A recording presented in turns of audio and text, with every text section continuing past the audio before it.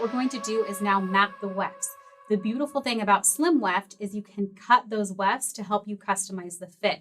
What I'm going to do is show you how to cut them. Now, what's cool is it doesn't matter where you cut them. You can cut them at any point. It's not going to unravel or come undone like a hand-tied weft would if you would cut it.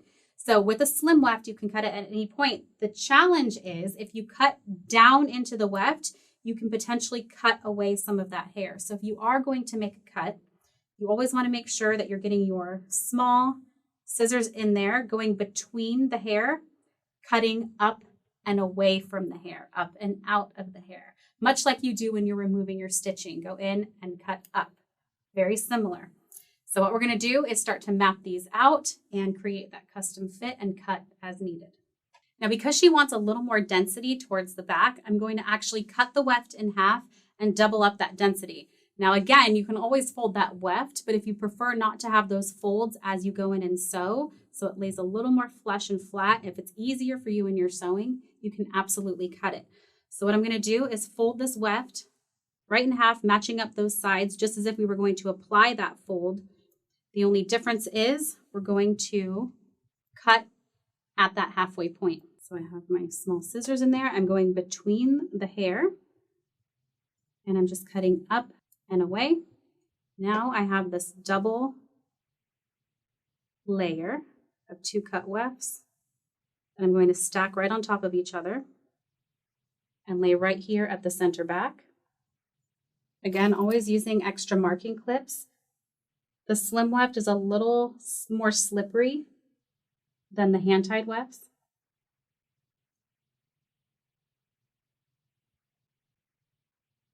There we go. I know they're going to stay right in place. I've cascaded those from the interior to the exterior, so it looks very seamless. Then at the back, I'm going to do a full open weft. Remember, I want the area closest to the face to be completely seamless. So I want that one full weft extending from the front all the way to the back on the other side.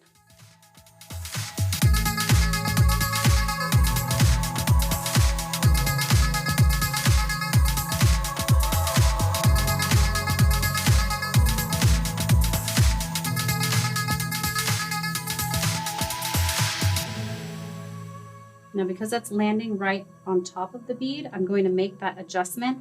So you never want the end of a weft to end right on top of the bead because you can't get behind the bead and sew it. So you always need to make those adjustments so you can ensure that you get in there and you're able to create that anchor stitch to secure the end.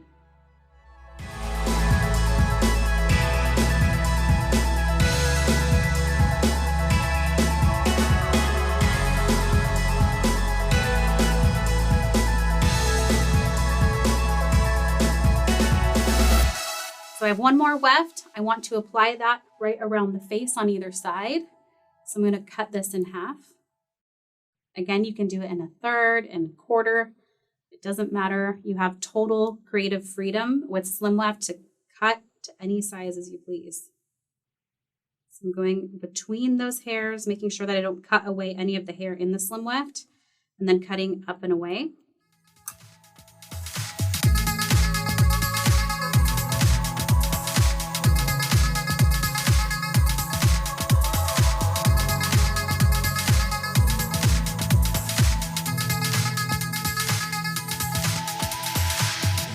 So I've completed mapping.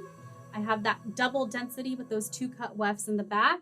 I've layered one full weft on this side, one full weft on this side. I cut another weft in half and placed that on either side. So it's very seamless from the front and from the sides.